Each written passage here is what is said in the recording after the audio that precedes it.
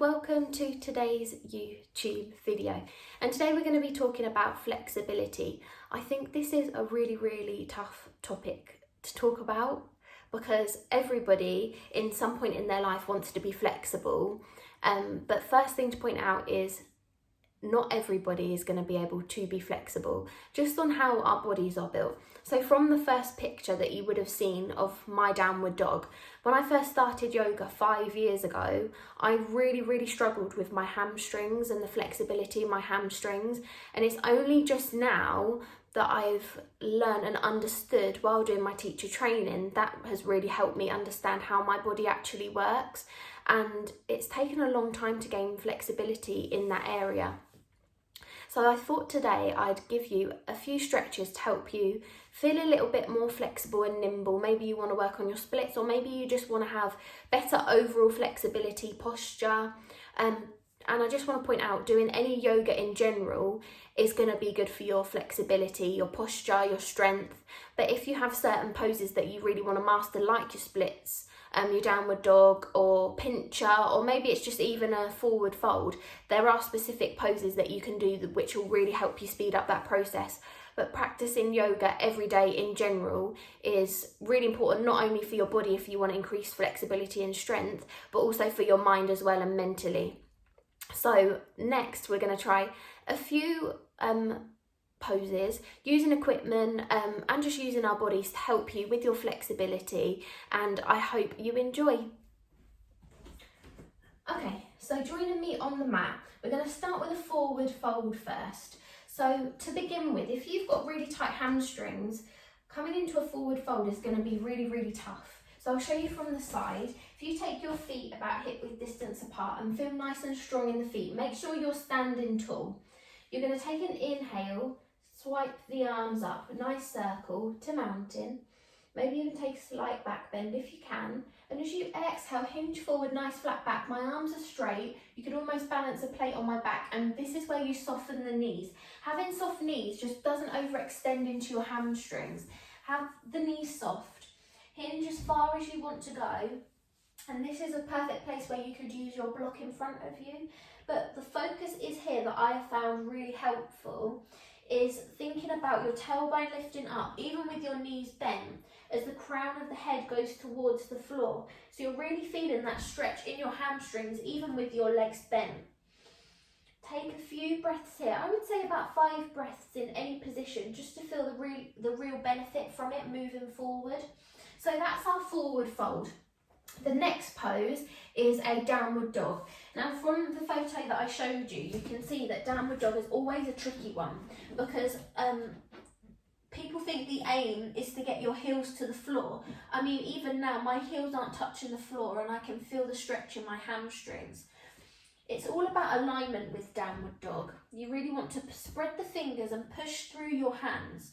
Relax the shoulders away from the ears and take a slight bend in your knees. If you've got flexible hamstrings anyway and your feet are flat on the floor, you won't need to do this. But for those that really struggle with this posture like I did, take a bend in your knees and that will allow you to push deeper into your hands, into your shoulders, to open up your chest a little bit more, and it just releases that tension off the hamstrings and you get your nice V shape. The second pose that we're going to do is a pigeon pose. So we're going to lift, we'll do it on the right hand side first. So we'll lift the right leg, 3-legged dog. Make sure that your torso is forward and the hips are level. As you exhale, bend the knee, pop the knee in between the hands and scoot the foot out of the way and just lower that back leg down. So this is pigeon pose. This is a particularly really good one if you are wanting to learn how to do the splits. So pigeon pose, you've got level 1, you can come onto your forearms, level 2, or level 3 with your head on hands. And then you can push back, tuck that back toe under, back to your first downward facing dog position. Bend your knees. Inhale, just lower the knees now. Some more hamstring flexibility exercises. We're just going to step the right foot forward and relax that back foot down. So almost like in a low lunge position. Make sure your knee and ankle are aligned, and that's really important that they're stacked on top of each other. We're going to inhale to sweep the arms up. You want to relax the shoulders away from the ears and maybe just take the gaze upwards. And as you exhale, take a nice circle with the arms. You're going to send the bottom back towards the heels and take the heel upwards, so toes pointing to the sky. I always take the hands behind me with fingers pointing away. Really feel that stretch in the hamstring. Then walk the hands forward and cycle in that motion again. So find a flow with it. Inhale, exhale, take it back. And flow with that for 5 rounds. And you'll really notice that your hamstrings, after you've done that for a few days, weeks, will become so much more comfortable, and you'll gradually notice that your forward folds become a lot easier.